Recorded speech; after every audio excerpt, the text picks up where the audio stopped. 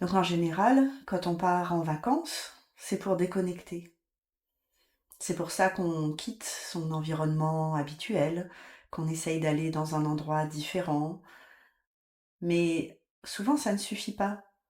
Ça suffit pas parce que pour déconnecter, on a aussi besoin de déconnecter de l'intérieur.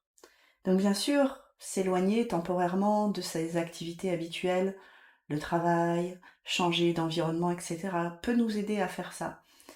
Mais c'est important si on comprend qu'en fait on emmène notre esprit en vacances. Donc c'est notre esprit qu'on a besoin de mettre en vacances. Donc pour faire ça, pour déconnecter, relâcher les tensions, ce qu'on peut faire, c'est commencer par regarder un petit peu à l'intérieur justement.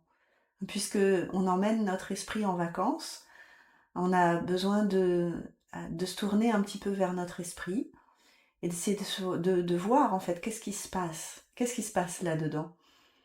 Parce que dans notre esprit, il y a beaucoup de choses qui se passent. On a beaucoup de pensées, des ruminations, peut-être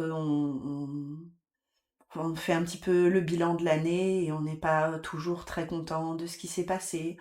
Peut-être qu'on fait des plans pour le futur, qu'on a beaucoup d'espoir, mais que du coup, peut-être ça nous stresse aussi un petit peu parce qu'on se dit, est-ce que je vais y arriver, etc. Donc il y a toutes ces choses qui se passent dans notre esprit. Donc des attentes, de la frustration, du mécontentement, de l'anxiété, etc. Mais toutes ces choses, en fait, sont simplement comme des nuages qui passent dans notre esprit. On sait que ça passe. Dans notre vie de tous les jours, parfois certaines pensées nous assaillent, pardon.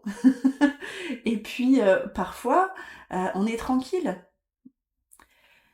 Donc si ça peut se produire naturellement, on peut apprendre aussi à faire cesser le flot incessant de ces pensées.